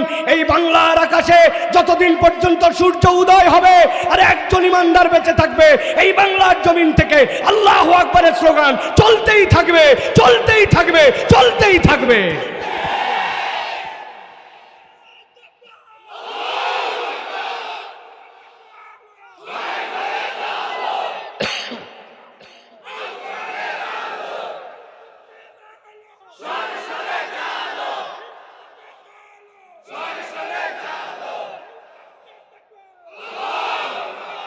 আলহামদুলিল্লাহ, আল্লাহ রাব্বুল আমিন আমাদেরকে কবুল করেন, আল্লাহ যুবকদেরকে কবুল করেন, আল্লাহ আমাদের এই প্রেরণাকে আমাদের সারা জীবন বাস্তবায়ন করার মতো তৌফিক দান করেন। নতুন করে কেউ যেন ভিতরে না ঢোকে, খেয়াল রাখবেন। আর নতুন কোনো লোক ভিতরে নেওয়া হবে না, একদম একজন আর না ঢুকতে পারে, আটকায় ফেলেন সবগুলো। আমরা যারা আছি এই কয়জনে আমরা ভিতরে ওয়াজ শুনবো ইনশাআল্লাহ। প্রিয় ভাইরা, চলেন আমরা বিতাড়িত শয়তান থেকে আশ্রয় প্রার্থনা করে সরাসরি কোরআনুল কারীমের মধ্যে প্রবেশ করব। একজনও কার্পণ্য না করে আল্লাহ রাব্বুল আলামিনের শেখানো পদ্ধতিতে আমরা সকলে কোরআনে প্রবেশ করি। সকলেই আমার সাথে সমস্বরে পড়েন, আউযু বিল্লাহি মিনাশ শাইতানির রাজিম, বিসমিল্লাহির রাহমানির রাহিম। ولو ترى إذ وقفوا على النار فقالوا يا ليتنا نرد ولا نكذب بآيات ربنا ونكون من المؤمنين। সম্মানিত হাজিরিন, আজকে মূলত আমরা যে বিষয় থেকে কথা শুনবো সেটি হচ্ছে এই যে দুনিয়ায় আমরা জীবনে আছি, এই জীবন একদিন আমাদের শেষ হবে, ঠিক কিনা? আল্লাহর সামনে একদিন আমাদেরকে দাঁড়াতে হবে, ঠিক কিনা? এবং আল্লাহর সামনে যখন আমরা দাঁড়াবো তখন আল্লাহ রাব্বুল আমিন আমাদেরকে বিচার ফাইসালা করে আমাদের যার যার প্রাপ্য বুঝাই দিবেন। এই ক্ষেত্রে আল্লাহ রাব্বুল আমিন কারোর সাথে কোনো জুলুম করবেন এ বিষয়কে আমরা একমত। কিন্তু দুটোর বিষয় আমাদেরকে একটু ভালো করে খেয়াল করে বুঝতে হবে। অন্যান্য সৃষ্টির সাথে আমরা কিভাবে আলাদা? আল্লাহ রাব্বুল আমিনের সৃষ্টিগুলা তিনটা ক্ষেত্রে তিনভাবে আল্লাহ রাব্বুল আমিনের সৃষ্টি বিন্যস্ত। একটা সৃষ্টি হচ্ছে ক্ষণস্থায়ী, একটা দীর্ঘস্থায়ী, আর একটা চিরস্থায়ী। ভালো করে বোঝেন, ক্ষণস্থায়ী সৃষ্টি মানে কি? আপনার বাড়িতে আপনার মা মুরগি বসালো, এই বাচ্চা উঠলো, আস্তে করে বড় হলো। একদিন আপনার বাড়িতে মেহমান আসছে, মা বলছে মুরগি ধরতো, ধরার পরে জবাই দিয়ে দিছেন, বাড়িতে রান্না করে ফেললেন। আপনার সামনেই তৈরি হলো, আল্লাহই করছেন, কিন্তু আপনি তার শুরুও দেখছেন, শেষও দেখছেন। পেঁপে গাছ একটা বড় হয়েছিল, হঠাৎ করে পেঁপে গাছ মরে গেল। একবার কলা ধরলো, কলা গাছ মরে গেল। তার মানে সৃষ্টি আছে, আবার সমাপ্তিও আছে। এটা আপনি চোখে দেখছেন, এটা হচ্ছে আল্লাহর সৃষ্টি, কিন্তু ক্ষণস্থায়ী। বুঝাতে পারছি? আরেকটা সৃষ্টি হচ্ছে দীর্ঘস্থায়ী। ওই আকাশ সৃষ্টি আল্লাহই করছেন, শেষও হবে, কিন্তু কবে সৃষ্টি হয়েছে আর কবে শেষ হবে? সূর্য তারা কবে সৃষ্টি হয়েছে, কবে শেষ হবে আমি জানি না। এটা আল্লাহর সৃষ্টি, দীর্ঘস্থায়ী। আরেকটা কি? চিরস্থায়ী। আলমে আর ওয়াহাতে আল্লাহ রাব্বুল রুহুকে একত্রিত করলেন, জিজ্ঞাসা করলেন আমি কি তোমাদের রব? সবাই বললে হ্যাঁ। ওই স্বীকারোক্তি নেওয়ার পর আল্লাহ রাব্বুল আলামিন দুনিয়াতে ওই পিতার নসল দিয়ে মাহের রেহেম দিয়ে আমাদেরকে রূহ দিয়া আমাদেরকে দুনিয়ায় পাঠালেন। এরপরে মৃত্যু নামক যানবাহন পাঠালেন। ওই যানবাহনে চড়ে আমরা পরকালের যাত্রায় রওনা হয়ে গেলাম। আল্লাহর সামনে আবার দাঁড়ালাম। দাঁড়ানোর পরে আল্লাহ রাব্বুল আলামিন বিচার ফায়সালা করে জান্নাতে ঢুকাবেন অথবা জাহান্নাম। জান্নাত চিরস্থায়ী, জাহান্নামও চিরস্থায়ী। তাহলে এই রূহ যেটা সৃষ্টি হলো আবার জান্নাতে গেল জাহান্নামে গেল, কতদিনে এটা শেষ হবে আল্লাহ ছাড়া কেউ জানে না। এই জন্য আমরা হচ্ছি মানুষ আর জিন, ওই 3 নম্বর সৃষ্টির অধিভুক্ত। সুতরাং চাইলেই আমি শেষ হয়ে যাব, আমার শেষ এটা মুখের কথাই নয়, বরং আল্লাহ রাব্বুল আলামিনের সামনে আমাদেরকে দাঁড়াতে হবে। কথা কি বুঝাতে পারছি ভাই? এখন আল্লাহর সামনে যে আমরা দাঁড়াবো, পরকালে আল্লাহর সামনে যে উঠবো, আল্লাহ বলছেন বান্দা ওই দিন উঠার পরে সব মানুষ কিন্তু একভাবে উঠবে না। আল্লাহ কোরআনুল কারীমের মধ্যে বলেছেন ওই দিন উঠার পরে মানুষের বর্ণনা ভঙ্গি অনুযায়ী মানুষের প্রকরণ হবে 9 ধরনের। 9 ভাবে মানুষজন আল্লাহ রাব্বুল আলামিনের সামনে ওই দিন নিজেদের কথাগুলো উপস্থাপন করবে। মোস্ট ইন্টারেস্টিং পয়েন্ট হচ্ছে পৃথিবীতে যত পরীক্ষা তার ফলাফল যত বড়, ওই প্রশ্নপত্র তত গোপন। কিন্তু আল্লাহ রাব্বুল আলামিন সবচেয়ে বড় ফলাফল দিবেন জান্নাত। কিন্তু আল্লাহ একটা বান্দাও যেন জাহান্নামে না যায় এই জন্য সব প্রশ্ন আউট করে দিয়া বান্দাকে প্র্যাকটিস করাইছেন, যাতে আমার বান্দা ওই দিন একজনও ধরা না খায়। আজকে আমরা মূলত আলোচনা করব কিয়ামতে আল্লাহর সামনে যারা উঠবে, এর মধ্যে থেকে 4 শ্রেণীর ব্যক্তি যারা আল্লাহর কাছে উঠবে, তাদের ওঠার পরে তাদের মুখ দিয়ে তারা কি বলবে। যেই পয়েন্টে তারা আটকায় গেছে ওই সমস্যাগুলো লাগেই জানাইছেন।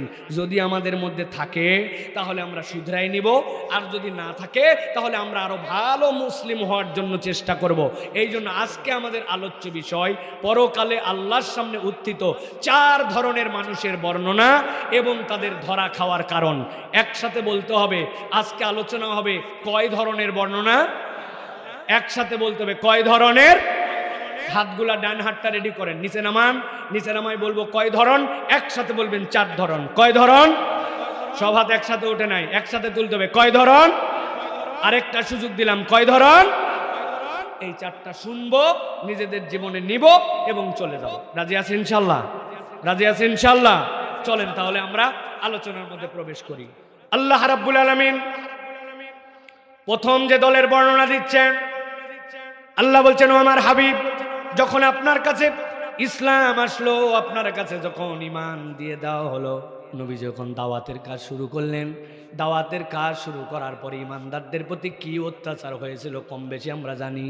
হযরতে বেলালের প্রতি কি অত্যাচার হয়েছে, হযরতে খাব্বাব খুবাইব রাদিয়াল্লাহু তাআলা আনহুর প্রতি কি অত্যাচার হয়েছে, আল্লাহর নবী এগুলা সবগুলা দেখতেন।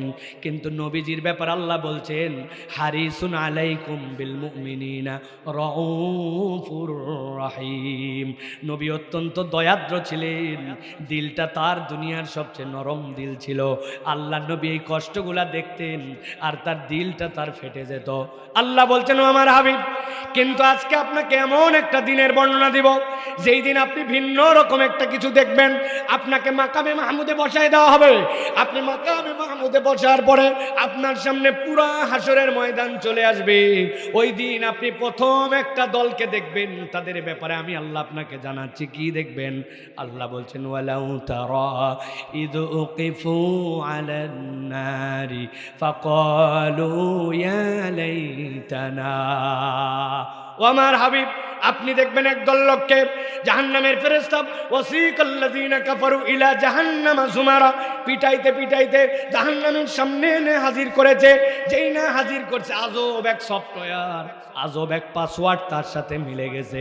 হাত্তা ইযা জাউহা ফুতিহাত আবওয়াবুহা, জাহান্নামের সামনে আসার সাথে সাথে জাহান্নামের দরজা খুলে গেছে। কিন্তু তাদেরকে জাহান্নামে ফেলার আগে জাহান্নামের সামনে তাদেরকে দাঁড় করানো হবে। আল্লাহ বলছেন এবার তারা বলতে শুরু করবে ফাকালু ইয়া লাইতানা। তারা একসাথে বলবে আমাদের জন্য আজকে বড় আফসোস। সাথে সাথে জিজ্ঞাসা করা হবে তোমাদের আফসোসের কারণ কি?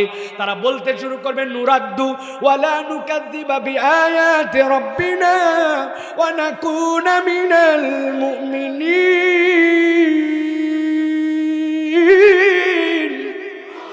সবাই মিলে বলতে শুরু করবে আল্লাহরে আজকে আমাদের আফসোসের কারণ, একবার যদি আমরা দুনিয়ায় ফেরত যেতে পারতাম, ফেরেশতারা বলবে ব্যাককল কোথাকার, দুনিয়ার থেকেই তো ফেরত আসছিস, আবার কেন দুনিয়ায় ফেরত যেতে চাস? সাথে সাথে তারা বলবে দুইটা বিষয় ঘাটতি ছিল দুনিয়ায় আমাদের, এই জন্য আমরা আবার একটু দুনিয়ায় ফেরত যেতে চাই। কি ঘাটতি? বলে এক নম্বর, একবার যদি আমরা দুনিয়ায় ফেরত যেতাম, আমরা আর কখনো আল্লাহর আয়াত অস্বীকার করতাম না। তার মানে বোঝা যায় দুনিয়ায় থাকা অবস্থাতে এই মানুষগুলা আল্লাহর আয়াত অস্বীকার করেছিল। এখন গাজীপুরের মুসলমানকে যদি জিজ্ঞাসা করি, একটু বুদ্ধি কাটায় উত্তর দেন তো, আমরা কি আল্লাহর আয়াত অস্বীকার করি? কথা বলেন, করে? বলছি তো আওয়াজ দিয়ে না, কিন্তু এবার একটু হিসাব মিলাই, আমি ওই দলের মধ্যে আসি না নাই? আপনি হঠাৎ করে রওনা হয়ে গেছেন ঈদের সময় বাড়িতে, ঈদের সময় বাসের মধ্যে সিট পাওয়া বিরাট টাফ। আপনি টঙ্গী পার হইয়া গাজীপুর দিকে চন্দ্রার দিকে যখন যাচ্ছেন, বাসের মধ্যে এমন ভিড়, পা ফেলার মতো জায়গা নাই, রডটা কোনো রকম ধরে ধরে দাঁড়ায় দাঁড়ায় যাওয়া লাগে, হয় কিনা এরকম? নড়ার সুযোগ নাই, চড়ার সুযোগ নাই। হঠাৎ করে আসরের আজান শুনেছেন আপনি, হঠাৎ করে মুয়াজ্জিন আজান দিয়েছে, হাইয়া আলাস সালাহ, আপনার হৃদয়ের মধ্যে ডাক দিছে, নামাজটা তো আমার পড়ে ফেলা উচিত, কিন্তু আপনার ওযু নাই, তায়াম্মুম করবেন এরকম পরিবেশ নাই, বা সালারাজে দাঁড়ায় বলবেন নামানোর মতো সুযোগ নাই, আপনার ভিতরে অশান্তি, নামাজ বোধহয় মিস হয়ে গেল, না নামাজ পড়তে পারি না, বাস কখনো কিবলার দিক ঠিক থাকে না, কোনো দিক হয়, এরকম করতে করতে মাগরিবের ওয়াক্ত এসে গেছে, আপনার নামাজটা ফৌত হয়ে গেছে। বুঝে থাকলে বলেন, এই যে নামাজটা আপনার মিস হয়েছে, এইটাকে আপনি ইচ্ছাই করছেন নাকি অনিচ্ছায়? অনিচ্ছায়। এইটা আপনার জন্য আল্লাহ রাব্বুল আমিন মাফ করে দিতেও পারেন, কিন্তু আপনার কোনো কাজ নাই, আপনি বসে আছেন, আপনি শুয়ে আছেন, আপনার অজস্র ফুরসত আছে, কিন্তু আপনার জন্য মসজিদ থেকে আজান হয়ে গেছে, আপনি নামাজে যান নাই, মসজিদের আশপাশে ঘুরছেন, আড্ডা মারছেন, ক্যারাম বোর্ড খেলছেন, চা খাইছেন, মোবাইল চালাইছেন, কিন্তু নামাজের মধ্যে হাজির হয় নাই, অথচ আল্লাহ আপনাকে নামাজের জন্য ডাক দিয়েছিল, এইটাই নামাজ যে বাদ দিলেন, এইটা কি অনিচ্ছায় না ইচ্ছায়? ওই দিন যাওয়ার পর আল্লাহ যদি জিজ্ঞাসা করেন, বান্দা তুই আবার কেন দুনিয়ায় ফেরত যেতে চাস? আপনি বলতেন, ওয়ালা নুকাদ্দিবা বিআয়াতি রাব্বিনা, আল্লাহ তোমার আয়াত আমি বুঝছিলাম, কিন্তু আল্লাহ আমি বুঝে না বুঝে অনেক সময় তোমার আয়াত অস্বীকার করে ফেলছি। মানুষ অনেকবার আপনাকে বলছে নামাজ পড়া লাগবে, সত্য বলা লাগবে, মিথ্যার পক্ষে থাকা যাবে না, ধোঁকা দেওয়া যাবে না, চোখের গুনাহ করা যাবে না, এগুলো আল্লাহর আয়াত আপনি জানতেন, কিন্তু এগুলো মানে নেন। এখন বলেন তো, আল্লাহর কাছে যাওয়ার পরে যদি বলে আল্লাহ আমাকে আরেকটা সুযোগ দাও, আমি দুনিয়ায় যেতে চাই, ওই দিন যাওয়ার পরে কি দুনিয়ায় ফেরত আসা যাবে? আল্লাহ এই জন্য বলছেন দুনিয়ায় থাকতে ঠিক হয়ে যাও। এক নম্বরে, তোমার দ্বারা যেন আল্লাহর কোনো আয়াত অস্বীকার না হয়, এইটা তোমার প্রাথমিক পর্যায়, কিন্তু এইটার একটা চূড়ান্ত পর্যায় আছে, ওইটা বললে আবার আপনাদের মধ্যে ঝামেলা হতে পারে। বলা যাবে ভাই? ঝামেলা হবে না তো?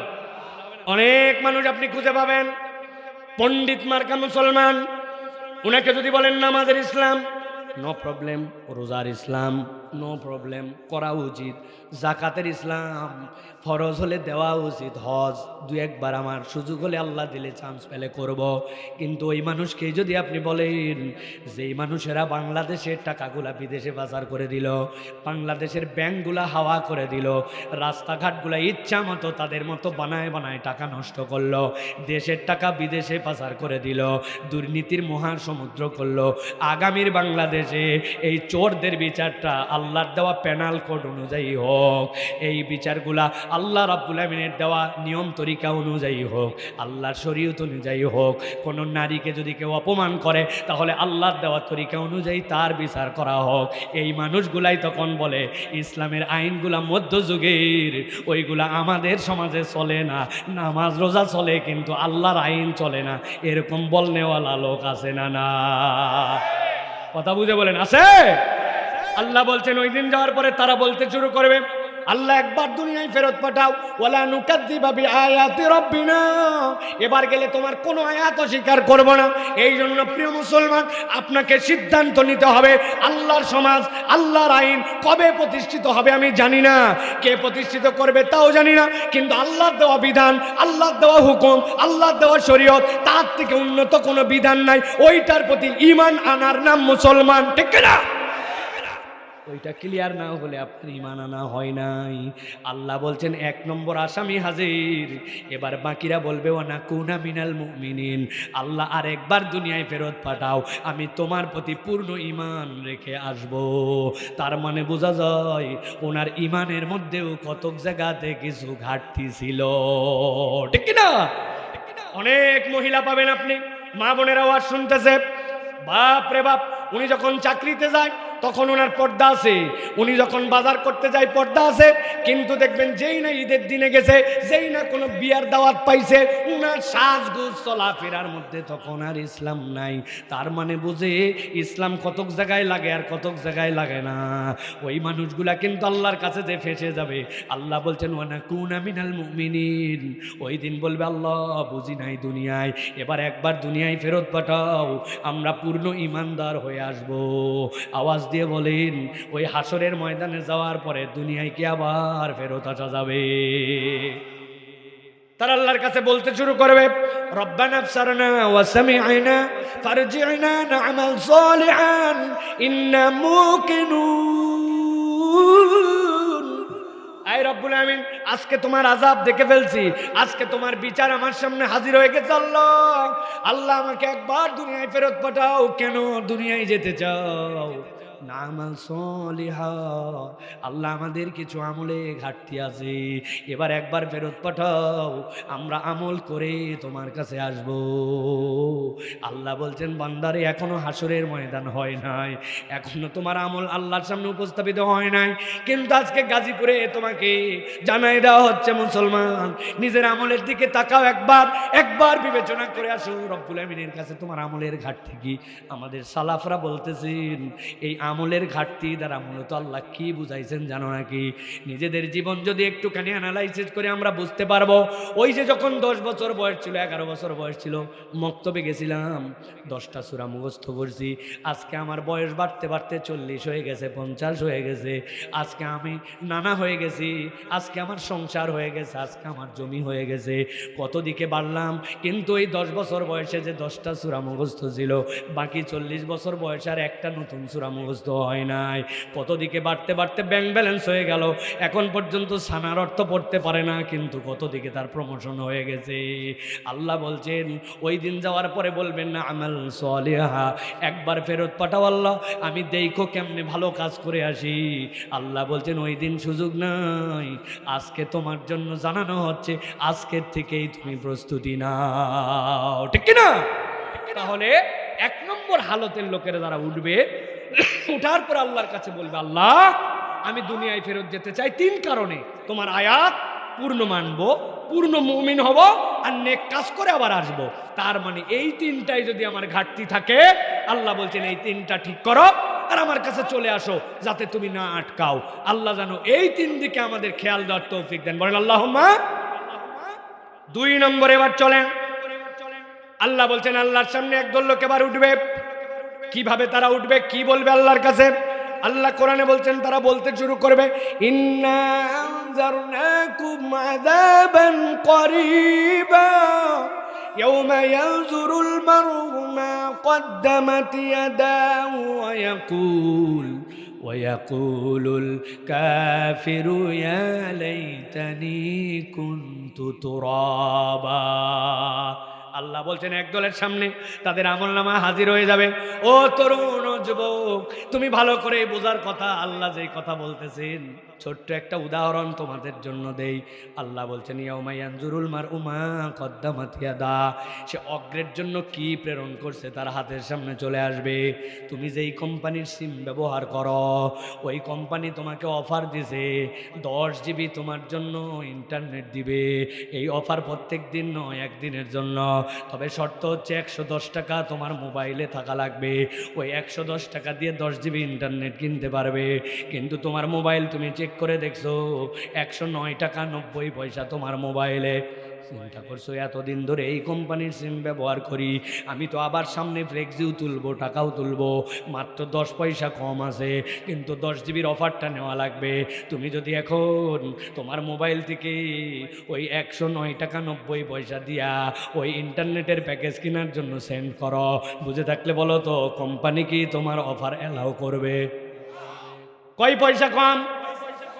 আমি কি ফাঁকি দিব না? কি ফাঁকি তো দিব না, সুযোগ পাইলে আবার রিসার্চ করব। কিন্তু কোম্পানি এত কিছু বলবে না। কোম্পানি বলবে you have not sufficient balance, তোমার পর্যাপ্ত টাকা নাই, please research and try again. আপনার মাত্র 10 পয়সা কম, কিন্তু আপনার আর প্যাকেজ চালু হয় না। আল্লাহ বলছেন ইন্না আনজারনাকুম আযাবান করিবা ইয়াওমা ইয়ানজুরুল মারউ মা কদ্দামাত ইয়াদাহু ওয়া ইয়াকুলুল কাফিরু ইয়া লাইতানি কুনতু তুরাবা।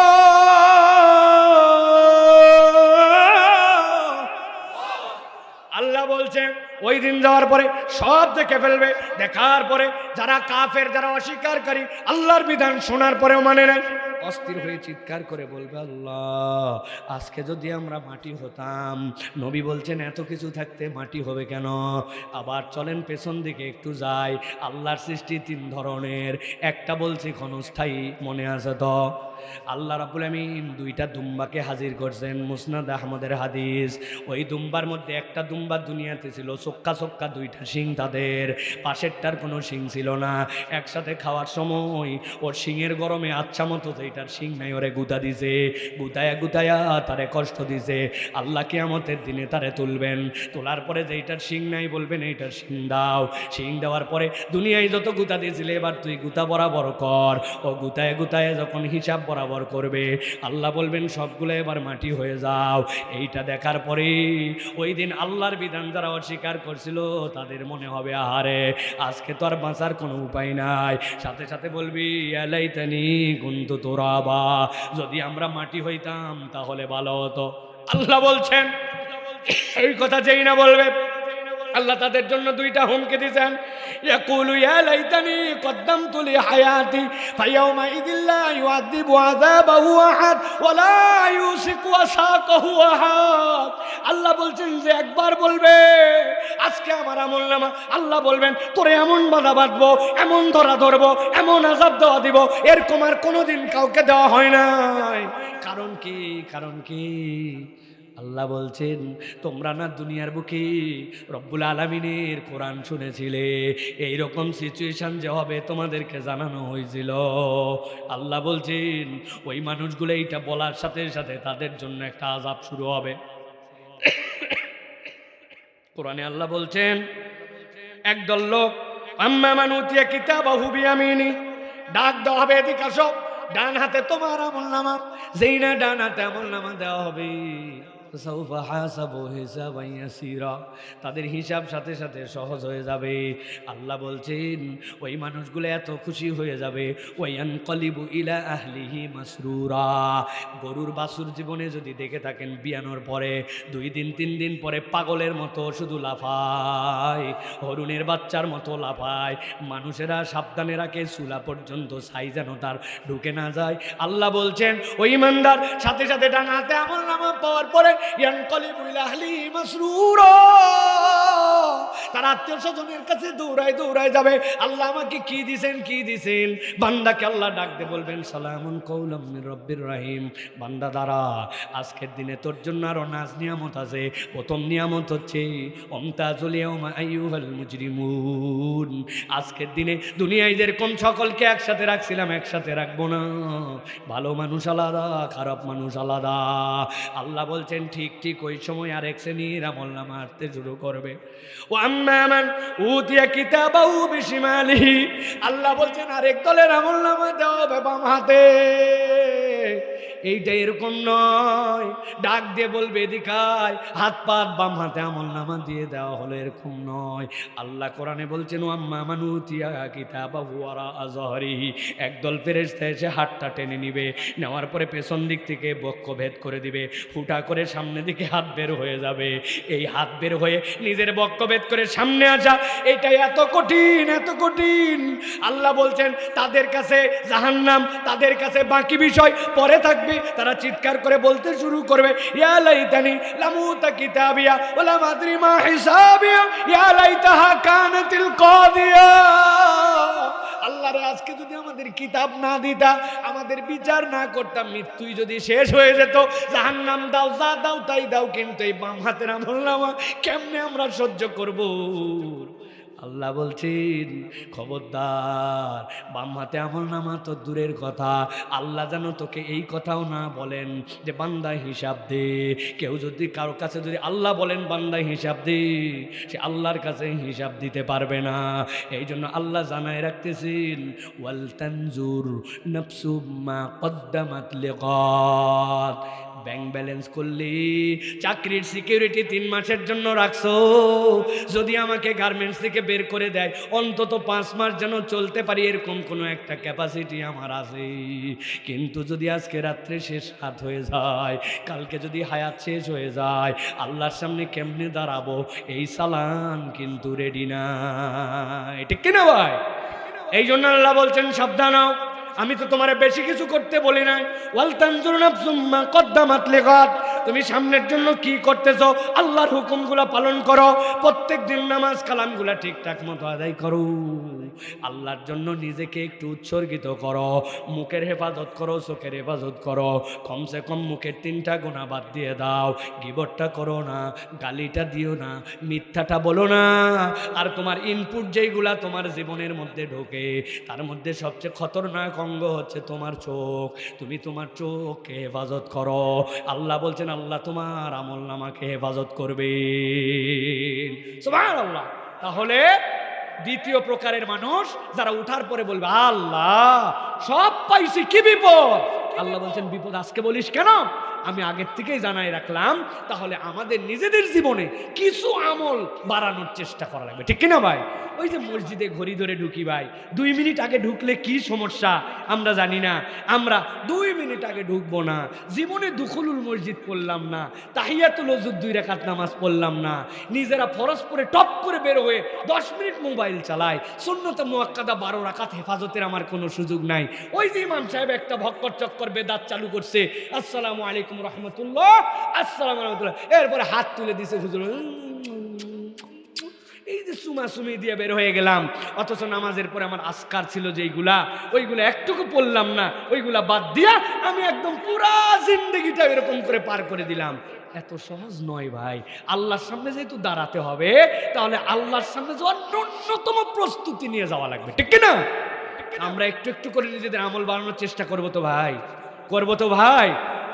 100 বার দরুদ শরীফের আমল করার জন্য একটু চেষ্টা করেন যে আল্লাহ তোমার জন্য আমি একটুখানি 100 বার দরুদ শরীফ পড়ার জন্য চেষ্টা করতেছি। প্রত্যেক দিন 100 বার চিন্তা করছেন কালেমা শরীফ পড়বো, লা ইলাহা ইল্লাল্লাহ ওয়াহদাহু লা শারীকা লা, কিচ্ছু লাগে না, সুবহানাল্লাহি বিহামদিহি সুবহানাল্লাহ আযীম। মেশিন চলতেছে আর আমলনামা বাড়তেছে। আমি একটা টার্গেটের মধ্যে ঢুকে গেছি, প্রত্যেক দিন গার্মেন্টসে ঢুকবো, বের হবো, টার্গেট করছি আজকে 100টা সালাম দিব। আরে পুরা দিনের কামাই আপনার হয়ে গেছে।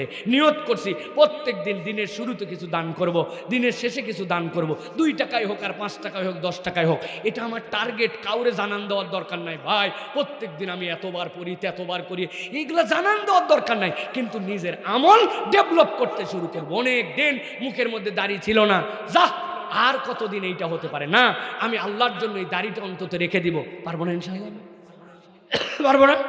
কত হুজুর ওয়াজ করলো মাস ফালামিনাল কাবাইনি জারি ফিন্নার, টাকনু নিচে না পড়লে কি হবে রে ভাই?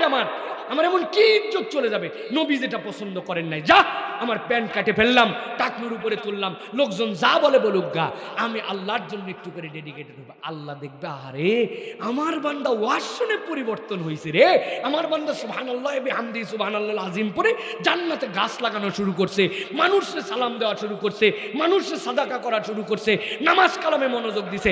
মসজিদে 2 মিনিট আগে যাইয়া, আগে দুখুলুল মসজিদ 2 রাকাত না পড়লেও কিছু হয় না, তাও আমার বান্দা একটু পড়ে দিছে। আল্লাহ ওই বান্দাকে ফেরেশতাদের সামনে উপস্থাপন করে বলবে, তোরা না বলছিলি যে এদেরকে নিয়ে নে ঝামেলা, দেখ তোদেরকে যা বলি না শুনে উপায় নাই, আর এদেরকে না মানার সুযোগ দেওয়ার পরে আমার কথা শুনে আল্লাহ ফেরেশতাদের কাছে আপনার আমার নাম আলোচনা করবে। সুবহানাল্লাহ বলেন। ও মুরব্বীদের কথা আলোচনা করবে না, ওই মুরব্বীর কোনো কায়দা নাই জন্য এখন মসজিদে আগে যায় বসে আছে। বাড়ির থেকে বলছে যাও তো যাও, আর ঝামেলা করো না, তুমি বাবা মসজিদে বসো, যাও আন্দাজে বাড়ি থাকলে ফটর ফটর ফটর ফটর করতে যাও। উনি বেকায়দায় পরে মসজিদে 1টার সময় গেছে, ওনার তো বাড়িতে আর জায়গা নেই। আর আমরা যুবক, আমরা তরুণ, আমাদের বহু জায়গায় সময় দেওয়ার আছে। সেই যুবক 10 মিনিট আগে মসজিদে গেছে, সে 1 পাতা 2 পাতা করে সে কোরআন মজিদ পড়ে। আল্লাহ রাব্বুল আলামিন ওই বান্দার ইবাদত মুরব্বির থেকে বেশি পছন্দ করে। সুবহানাল্লাহ বলেন। পারবো ইনশাআল্লাহ ভাই, পারবো ইনশাআল্লাহ ভাই। আল্লাহ রাব্বুল আলামিন বলছেন কিয়ামতের দিনে এক শ্রেণীর লোক আল্লাহর সামনে উঠবে, অন্যদের থেকে এদের বিপদ ভিন্ন রকম হবে। আল্লাহ বলছেন ওই মানুষগুলা যখন আল্লাহর সামনে উঠবে, উঠার সময় তারা এমন একটা হালত নিয়ে উঠবে অন্য কেউ এই হালতে ওঠে নাই। আল্লাহ কোরআনে বলছেন ওয়ায়াউমা ইয়া'আদ্দুয যালিমু আলা ইয়াদাইহি ইয়াকুলু ইয়া লাইতানি ইত্তাখাযতু মা'আর রাসূলি সাবিলা। আল্লাহ বলছেন এক শ্রেণীর বিপদ সবচেয়ে সাংঘাতিক হবে। কারা তারা? আল্লাহ বলছেন যারা আল্লাহর সামনে উঠবে আর তাদের হাতগুলা মুখের সামনে নিবে, নেওয়ার পরে কামড়ায় কামড়ায় তাদের আঙ্গুলগুলা সব কেটে কেটে ফেলে দিবে। এখানে যদি আমি যত অভাবী মানুষই হোক, কাউকে যদি বলি ভাই আপনাকে আমি 5,000 টাকা দিব, হাতের মধ্যে একটু আপনি কামড়ায় দুটা আঙ্গুল আমার একটু দেওয়া লাগবে, রাজি হবেন? বলেন না হুজুর, এটা মানুষের দ্বারা সম্ভব নয়। 5,000 জন্য আমি কিভাবে আঙ্গুল কেটে আপনারে দিব? আমি অনেক সময় উদাহরণ দেই মজা করে। আমার তো 4টা মেয়ে, আমার 2 নম্বর মেয়ে যেইটা, ওর যখন কেবল দাঁত উঠছে বিরাট ঝামেলা ওরে নিয়ে, যারে দেখে তারে কামড় দেয়। বাড়িতে মেহমান আসছে, কোলের মধ্যে যাই এমন কামড় দিছে এই বেচারি বলতেও পারে না, সইতেও পারে না। ওর মা বলছে বিরাট বেইজ্জতির কথা, আরে কেমনে কি করা যায়? আমি ওরে ডাক দিলাম, তখন ওর বয়স 2.5 থেকে 3 বছর। বললাম মা এদিকে আয়, আজকে তোরে অনেকগুলা চকলেট দিব, তবে একটা কাজ করা লাগবে। কি কাজ? ওর একটা আঙ্গুল নিছি আর আমার একটা আঙ্গুল, 2 আঙ্গুল এরকম করে পাশাপাশি রাখছি। রাইকে বললাম মা এবার তোর মুখের মধ্যে দিব, যে আমি জোরে জোরে হেঁয়ে দিব আর তুই জোরে করে কামড় দিবি। আঙ্গুল মুখের মধ্যে দিয়েছি, লোভ হচ্ছে যে আইসক্রিম আর লোভ হচ্ছে চকলেটের। এবার বলছি মা দে জোরে কামড়, দেখি দেয় না। ওর আঙ্গুলের ভাগে যখনই কামড় পড়ে তখন আর কামড়ায় না। 2.5 বছরের বাচ্চা নিজের আঙ্গুলে নিজে কামড় দেয় না। আল্লাহ বলছেন কিয়ামতের দিনে ইয়াউমা ইয়া'আদ্দুয যালিমু আলা ইয়াদাইহি, এক শ্রেণীর জালেম আল্লাহর সামনে আসবে, নিজের হাতে নিজে কামড় দিয়ে দিয়া আঙ্গুল কেটে কেটে আল্লাহর সামনে ফেলে দিবে। কি জুলুম তুমি করছো? কেন তুমি আজকে অবস্থায়? আল্লাহ বলছেন তাদের জুলুমের ধরনটা ভিন্ন। তারা বলতে শুরু করবে ইয়া লাইতানি ইত্তাখাযতু মা'আর রাসূলি সাবিলা।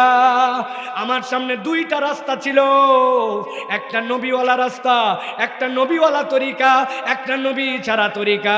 আমারে বহুবার বুঝাইছে, কিন্তু আমি নবীওয়ালা রাস্তা নেই নাই। এই নবীওয়ালা রাস্তা না নেওয়াটাই একটা জুলুম। আল্লাহ বলছেন ওই দিন আঙ্গুল কাটতে কাটতে আল্লাহর সামনে ওই জালেমরা উঠবে। এই জন্য প্রিয় ভাইয়েরা, রাস্তা অনেকগুলাই থাকবে, পথ অনেকগুলাই থাকবে, তোমাকে সিদ্ধান্ত নিয়ে আল্লাহ এবং তার নবীর তরিকায় আসা লাগবে, ঠিক কিনা? স্লোগান তো কয়দিন পরে দিবে, অমুক ভাইয়ের চরিত্র ফুলের মতো পবিত্র, নামাজ পড়েনি বিগত 40 দিন, ফজরেরটা জামাতে 1 ওয়াক্ত আছে না, তার পক্ষে স্লোগান। বাপ রে বাপ, সেই মার্কা তো আর নাই। আগে শুনছি ছিল হোঁকা মার্কা, ছিল না? কই ভোট দিবেন কাতে, কই হোঁক কাতে, হোঁক কাতে। এখন হোঁকা নাই, কিন্তু বহুত মার্কা। ভালো করে বুঝে নিবেন প্রিয় ভাইয়েরা, আমি কোনো দলের পক্ষে বিপক্ষে বলছি না, কিন্তু নবীর পক্ষে যে, নবীর আদর্শের পক্ষে যে, আপনাকে তার পক্ষে থাকতে হবে, নইলে ওই দিন যাওয়ার পরে বিপদ আছে, ঠিক কিনা? আপনাকে পরিবর্তন হতে হবে, আপনাকে আল্লাহর দিকে আসতে হবে। ও চাচা, বয়স তো 60-এর কাছাকাছি, আপনার দাড়ি নাই কেন? সমস্যা কি আপনার মুখে? হ্যাঁ, বলছে বাবা রাখতে তো চাই, কিন্তু তোমার চাচি আম্মা লাইক করে না। চাচি লাইক করে না জন্য উনি মুখে দাড়ি রাখে না, এরকম লোক আছে না ভাই? কয় হুজুর আমার সামনে বিয়ের কথা চলতেছে, তো যেই মেয়ের সাথে কথা হচ্ছে ওই মেয়ে আগেই বলছে হুজুর মুজুর পছন্দ না, এই জন্য হুজুর বিয়ের পরে দাঁড়িয়ে রাখবো। আমি ফতুয়া দিয়ে গেলাম, তোমার কোনো মেয়ের সাথে যদি কথা হয় আর ওই মেয়ে যদি তোমাকে দাঁড়িয়ে না রাখার জন্য বলে, তাহলে ওই মেয়েকে সরান, বিয়ে করা জায়েজ নাই, কারণ সে প্রকাশ্য ফিজকে সমর্থন করে, ঠিক না? মেয়ের তকদির নাই তোমার সাথে বিয়ে হওয়া, তুমি তালাক দাও, আগেই তোর বংশ তালাক। কল তুই নবীর দাড়ি পছন্দ করিস না, তোর সাথে কি এর বিয়ে, ঠিক না? দাড়ি নিয়ে টিটকারি মারে, আছে না এরকম? আমি সব জায়গায় গল্প করি, মাঝে মাঝে ইচ্ছা করে একটু খোঁচানি দেওয়ার জন্য। আছে, অনেক জায়গা আছে, খোঁচা দেয়, ইসলামকে নিয়ে খোঁচা দেয়, নানান ধরনের কথাবার্তা বলে, শরীয়তকে নিয়ে অনেক কথা বলে। এরকম চিকন একটু দাড়ি, বেশি বড় না, এরকম ফুকু দাড়ি। আমাদের এলাকায় কিছু রাম ছাগলের এরকম দাড়ি হয়, দেখছেন আপনারা? উনারে নাকি বলছে তোর তো মুখে ছাগলের মতো দাড়ি। ওই ছেলে একটুকু চেতে নাই, ওর যা তাই বলছে যে আপনি যা বলছেন এক্স্যাক্টলি ওর রাইট। আমার যা তাই তো, সত্যিই দেখছি আমি ছাগলের এরকমই দাড়ি হয়, আমার সাপ দাড়ি না, আমি কি করবো স্যার, আমার যেরকম সেরকম। তুই চিন্তা করছি, আরে খেপানোর জন্য বললাম, আমি তো খেপেই না, উল্টা আরো হিসাব বরাবর করে দিছে। শেষে বলছে স্যার আমার যা তাই, তবে আমার একটা মনের কথা আছে, আপনি রাগ না করলে বলবেন। বলছে বল তোর কি মনের কথা আছে বল, তোকে তো আমি যা কথা বলা বলেই দিছি। বলছে স্যার আমার দাড়িটা এইরকম ছাগলের মতো, দেখতেও ছাগলের মতো দাড়ি, আপনি তাই বলছেন, এই জন্য একটা হুবহু মিল। তবে স্যার আপনার চেহারার দিকে আমি যতবার তাকাই, আপনারে দেখলে আমার খালি কুত্তা কুত্তা লাগে। আপনার এলাকায় কুত্তার দাড়ি আছে তো না? আমাকে প্রিয় ভাইয়েরা, খবরদার, নবীর সুন্নাত নিয়ে, নবীর আদর্শ নিয়ে, নবীর কোন কালচার নিয়ে যদি টিটকারি করে কেউ, ঈমান চলে যেতে পারে। বুঝে কথা বলা লাগবে। আমাদের অনেক সাংবাদিক, পণ্ডিত, বিভিন্ন ব্যক্তিবর্গ ইসলামের বিধানকে বলে মধ্যযুগীয়। এই বেকল, মধ্যযুগ বলতে ঠিক তুমি কি বুঝাতে চাও? ইসলাম কোন মধ্যযুগের নয়। ইন্নাদ-দীনা ইনদাল্লাহিল ইসলাম, আল-ইয়াওমা আকমালতু লাকুম দীনাকুম ওয়া আতমামতু আলাইকুম নি'মাতি ওয়া রাদিতু লাকুমুল ইসলামা দীনা। সৃষ্টির শুরুর দিন থেকে আল্লাহ, ওই সৃষ্টির শেষ দিন পর্যন্ত আল্লাহ, তিনি ইসলামকে পছন্দ করেছেন। তুমি ইসলামকে যদি মধ্যযুগীয় বলো, তুমি কাফের, মুরতাদ হয়ে যাবে। না বুঝে বললে তওবা করো, বুঝে বললে ঈমান থাকবে না, ঠিক কি না? মুখ সামলায় কথা বলো। ইসলামের বিধান নিয়ে কথা বলার আগে দুইবার ভেবে কথা বলো। আকল নাই, কিচ্ছু নাই, ইসলামকে তুমি মধ্যযুগ বলো। ইসলামের থেকে উন্নত যুগ কিয়ামত পর্যন্ত আসে নাই, আসবে না। তোমার মাথা হচ্ছে মধ্যযুগ, ওটা হচ্ছে গোবর যুগ, ওটা হচ্ছে শয়তানের পেশাব যুগ। ওর মধ্যে কিচ্ছু আর ঢুকবে না, এমন অ্যাসিড আছে ওই জায়গায়, যা দিবে সব নষ্ট হয়ে যাবে। আল্লাহ রাব্বুল আলামিন ওদেরকে হেদায়েত বঞ্চিত করে দিয়েছেন। এই জন্য প্রিয় ভাইয়েরা, ইসলামকে পছন্দ করতে হবে, আল্লাহর নবীর তরিকা নিতে হবে, তাছাড়া ওই দিন যায় আঙ্গুলে কামড়ানো লাগবে। 3 নম্বর শেষ, এবার সর্বশেষ লাস্ট পয়েন্ট আজকে। আল্লাহ রাব্বুল আলামিন বলছেন কিয়ামতের দিনে এক শ্রেণী উঠবে, খুব ঠান্ডা মাথায়, শেষ কথা আমার, তারা আল্লাহর কাছে বলতে শুরু করবে, ইয়া ওয়াইলাতা লাইতানি লাম আত্তাখিজ ফুলানান খলিলা। আয় রব্বুল আলামিন, আমরা আজকে বড় বিপদে পড়ে গেছি। বুক চাপড়াবে, মুখ চাপড়াবে, জাহান্নাম তাকে গ্রাস করবে। বলে দাঁড়াও, জাহান্নামে ফেলার আগে তার মুখ দিয়ে কথাটা শুনে নাও। তারা বলতে শুরু করবে, আল্লাহ আজকে আমাদের বিপদ ছোট্ট একটা কারণে। কি কারণ? লাম আত্তাখিজ ফুলানান খলিলা, আজকে যদি আমরা ফুলানকে বন্ধু না বানাতাম, বেঁচে যেতাম। এখানে যারা বসে আছেন, মাইকের শব্দ যাদের যাচ্ছে, ভয়ের অশ্বকারে ফুল একারে লার দুমতান্ন, এই ফুলান নামে আমার কারো বন্ধু আছে নাকি? না, তাহলে আমরা তো বেঁচে গেলাম, আমাদের ফুলান নামে কোনো বন্ধু নাই। আল্লাহ বলছেন না না না, এই ফুলান মানে সেই ফুলান নয়। আরবিতে ফুলান মানে হচ্ছে উমুক। একসাথে বলেন, ফুলান মানে কি? এটা হচ্ছে একটা শূন্য স্থান আল্লাহ দিয়ে রাখছেন। বলছেন ওই দিন যাওয়ার পরে বলবে, আল্লাহ আমার যদি অমুক বন্ধু না থাকতো, বেঁচে যেতাম। আল্লাহ জিজ্ঞাসা করবেন, ওই বন্ধু তোর কি ক্ষতি করছিল রে? তুই ধানের খেতাবাদ করছিলি, পাকা ধানের উপর দিয়ে মই দিয়ে দিছে নাকি? শীতের দিন একদিন ড্রেনের মধ্যে লাথায় তোরে ফেলছিল নাকি? কি তোর ক্ষতি করলো যেই কারণে আজকে তুই আফসোস করিস? বান্দা বলতে শুরু করবে, লাকাদ আদাল্লানি আনিয যিকরি বাদা ইয জানি ওয়া কানা আশ-শাইতানু লিল ইনসানি খাযুলা। আল্লাহ সে আমার বড় একটা ক্ষতি করছে, কি জানো নাকি? আমি তো হেদায়েত পেয়ে গেছিলাম, আমি দিনের দিকে চলেই আসছিলাম, আমি তোমার হেদায়েতের রাস্তায় উঠেই গেছিলাম। লাকাদ আদাল্লানি আনিয যিকির, কিন্তু সে আমাকে কৌশলে কোরআন থেকে দূরে সরায় দিয়েছে। কেমনে সরালো তোকে? তুই আল্লাহ রাব্বুল আমিনের বান্দা, ওই বন্ধু তোরে কেমনে প্রভাব বিস্তার করলো? আমি ছোট্ট ছোট্ট 3টা উদাহরণ দেই। এরকম ঘটনা আছে কিনা? হঠাৎ করে এক ছেলে আসরের নামাজে মসজিদে ঢুকবে, এমন সময় পেছন থেকে একজন বাইকার বন্ধু এসে হরেন দিছে, পিপ পিপ। তাকাই দেখে, কে রে? তুই কোত্থেকে আসলি? বলে এই বাইক আমার অমুক বন্ধু কিনছে, ইয়ামাহা FZS। অনুরোধ করছিলাম আজকে আধা ঘন্টার জন্য চালাতে দিয়েছে। গাজীপুর আজকে ছুটির দিন, একবারে উপর দিয়ে বাম বাম টান হবে, ওঠ। বলছে দোস্ত 4টা বাজে 1 মিনিট আছে আর জামাতের, আমি খালি নামাজটা পড়েই তোর সাথে বেরোচ্ছি। সাথে সাথে ওই বন্ধু বলছে প্রত্যেক দিন বাইক পাওয়া যাবে না, আসরের নামাজ প্রত্যেক দিনই থাকবে, আমার বন্ধুর অভাব নাই, উঠলে উঠ, না উঠলে অন্য কাউকে নিয়ে টান দেব। কনফিউশনে পড়ে গেছে, পড়ে যে বেনামাজি খপ্পরে পড়ে ওই নামাজি বন্ধু 1 ওয়াক্ত বাদ দিছে, 2 ওয়াক্ত বাদ দিছে, ঘুরতে শুরু করছে তার সাথে। এই রকম করতে করতে নামাজি পরিবারের সন্তান, ভালো পরিবারের ছেলে, নামাজ কালাম পড়তো কিন্তু বেনামাজির খপ্পরে পড়ে আস্তে আস্তে বেনামাজি হয়েছে। এরকম রেকর্ড আমাদের জানা আছে না? না বলছে বিড়ি খাই না আমি। তো বিড়ি করে সাথে ঘুরিস কেন? করে ঘুরি কিন্তু খাই না। 1 দিন 2 দিন করতে করতে 10 দিন পার হয়ে গেছে। ওই বন্ধু যেই না বিড়ি ধরাইছে বলছে দোস্ত তোর পরে কিন্তু আমি টানবো। 10 দিন আগে যে টানতো না, 10 দিন পরে বিড়ি করে সাথে গন্ধ শুনতে শুনতে বিড়ি কর। অনেক দিন পরে ঈদে, অনেক দিন পরে অনুষ্ঠানে, অনেক দিন পরে বন্ধু বান্ধবের আড্ডায় বলছে দোস্ত আর বিড়ি খায় গায়ের মধ্যে জোশ আসে না, কি করা লাগবে? বলছে এই যে দিয়ে গেলাম তোকে, তুই খালি ভিতরের মাল ফেলা, আমি গাজীপুর থেকে একটা নিয়ে আসতেছি। উনি গাজীপুর থেকে পুরি একটা নিয়ে আসছে, নিয়ে আসার পরে ভিতরের মাল ফেলার পরে কুচকুচ করে কাটে ওর মধ্যে ঢুকাইছে। ঢুকায় বলছে দোস্ত এবার হবে পার্টি, টাইনে দেখ, 1 টানেতে যেমন তেমন, 2 টানেতে রাজা, গাজীপুর অঞ্চলে উহার নাম। আপনারাও জানেন দেখি কত বন্ধু যে মাদকাসক্ত হয়ে গেল, আপনি সামনে দেখে বোঝেন না, ভিতরে ভিতরে অ্যাডিক্টেড হয়ে আছে। কথা বলেন।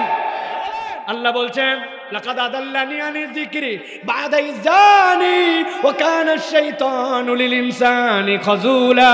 শয়তান বসে থাকে না, শয়তান তোমাকে খারাপ দিকে নিতে চায়, শয়তান তোমাকে বেনামাজির সাথে বেনামাজি ঘোরায়, শয়তান তোমাকে কাজা করবা নাই, শয়তান তোমাকে ওই বন্ধুর খপ্পরে পড়ে আল্লাহর রাস্তা থেকে অন্যদিকে নিয়ে যায়। আমার কথা নয়, আল্লাহ বলছেন কিয়ামতের দিনে 1 শ্রেণীর লোক এই কথা বলবে, আমি আল্লাহ অগ্রিম করে জানায় রাখলাম। মুরব্বীরা চিন্তা করছে আমরা বাইসে গেলাম, যুবকরাই তো এইগুলা করে। কিন্তু এলাকায় দেখবেন এমন এমন মুরব্বী আছে সারাদিন যা আমল করে, যা সওয়াব কামাই করে, চায়ের দোকানে বসে, 3 জনের আড্ডায় বসে, 2 জনের গল্পে বসে সব আমল বরবাদ আছে। ডানে বসছে কি বোর্ড কমিটির সভাপতি, বামে সেক্রেটারি, মধ্যে ক্যাশিয়ার।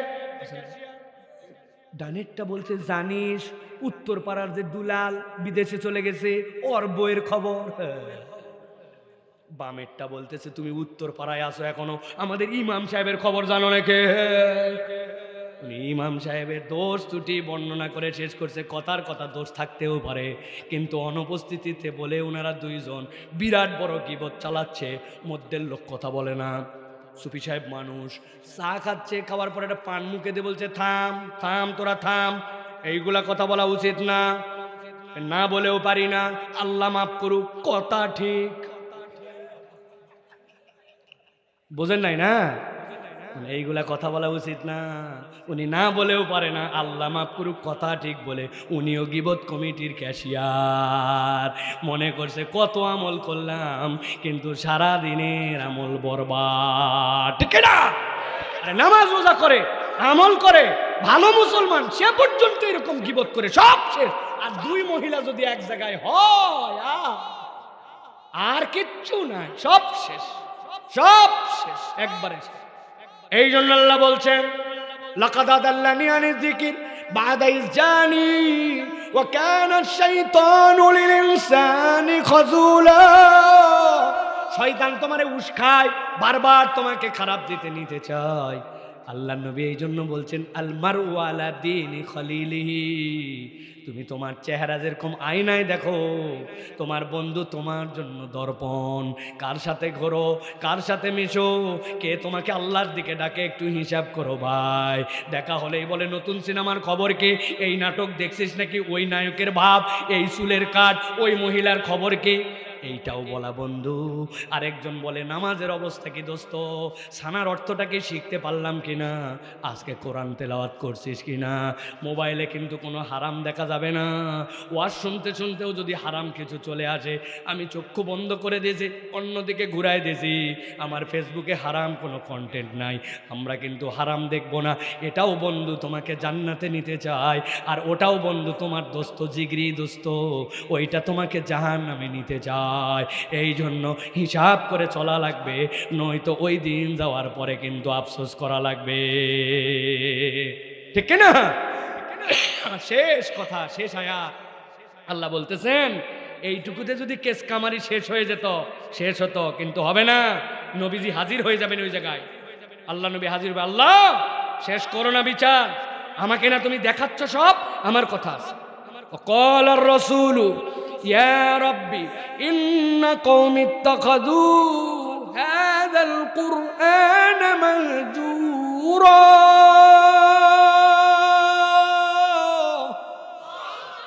আল্লাহ এতক্ষণ পর্যন্ত যা বলছো তুমি, আমি আমার উম্মতের নামে কোনো বিচার দেই নাই, এখন আমি বিচার দিলাম। ইন্না কওমি ইত্তাখাযু হাযাল কুরআন মাহজুরা। ওরা রাত 12টা পার করে শীতের রাত্রের মধ্যে বসে বসে কোরআন শুনছে, ওরা কোরআনের লেকচার শুনছে, ওরা অনেক ওয়াজ শুনছে, ওরা কোরআনের এই বিধানগুলা জানছে, কিন্তু ওরা এইটাকে খেল তামাশা মনে করছিল। বলনেওয়ালা বলে গেল, আয়োজনকারীরা আয়োজন করে গেল, আমি শোনার কাজ শুনে গেলাম, বিনোদন মনে করলাম।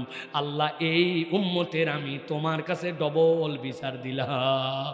নবী যদি আপনার আমার বিপক্ষে দাঁড়ায়, বাঁচানোর জন্য আর কেউ অবশিষ্ট থাকবে। অতএব প্রিয় ভাইয়েরা, কথা সংক্ষেপ, অনেক কথা আপনাদের কাছে বলেছি, তারপরে আপনাদের কাছে বলে দিতে চাই ফাইনালি প্রিয় ভাইয়েরা, আমাদেরকে সব সময় আল্লাহ রাব্বুল আলামিনের কোরআনকে ধারণ করে আমাদেরকে চলতে হবে। রাজি আছেন ইনশাআল্লাহ? আল্লাহ যেন আমাদেরকে বোঝার তৌফিক দান করেন, আল্লাহ যেন আমাদের আজকের আশা বসাকে কবুল করেন। একজন প্রশ্ন করেছেন, হুজুর অজুতে